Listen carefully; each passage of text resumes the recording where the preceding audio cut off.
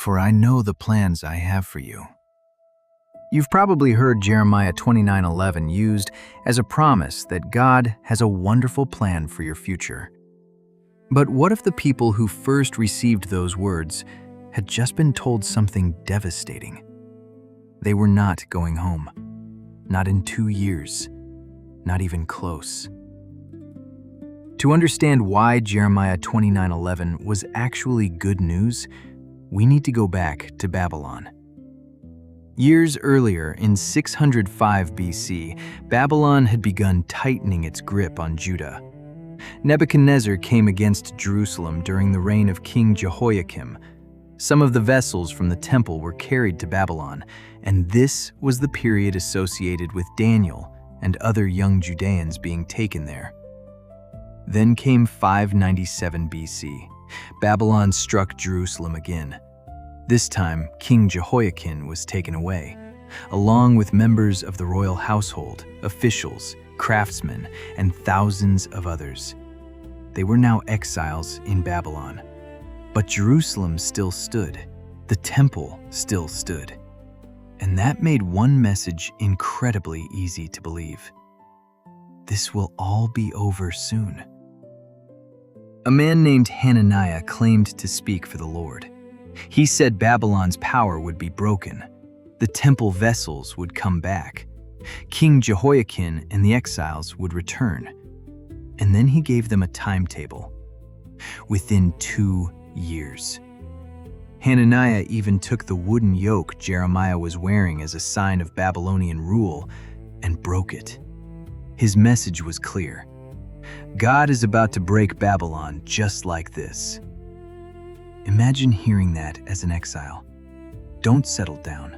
Don't build a future here. Just wait. You'll be home soon. It was exactly the message they wanted, but it was false. Jeremiah confronted Hananiah. The Lord has not sent you, and you have made this people trust in a lie. Jeremiah announced that Hananiah would die, and before that year was over, he did. Then Jeremiah sent a letter from Jerusalem to the exiles in Babylon, and what it said was almost the opposite of what Hananiah had promised. Build houses, live in them, plant gardens, eat what they produce, marry, raise families. And then came something even more surprising. Seek the welfare of the city where you have been sent. Pray for it. Why would God tell exiles to settle down in Babylon? Because they were not leaving soon. Hananiah had said 2 years. God said 70. For some, hearing that letter, the implication would have been sobering. They might never see Jerusalem again.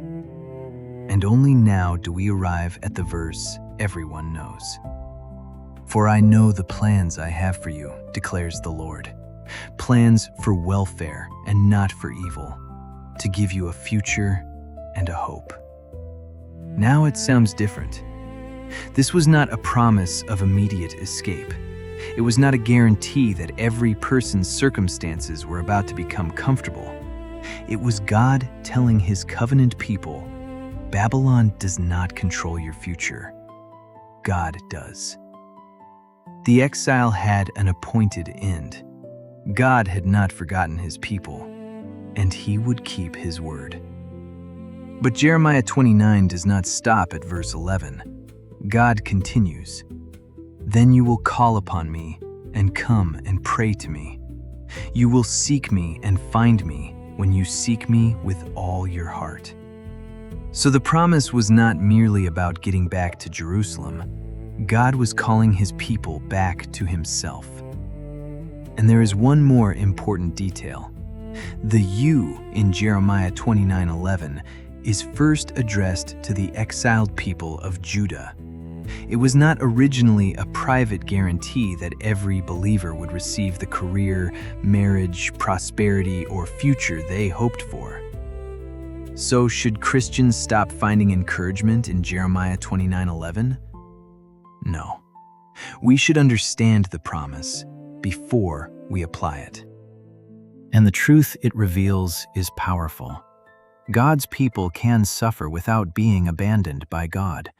Their circumstances can look completely different from what they wanted, while God remains completely faithful. For Christians, that confidence ultimately rests in Christ. Our hope is not that every difficult chapter will end the way we want. Our hope is that God will remain faithful to His people and accomplish everything He has promised.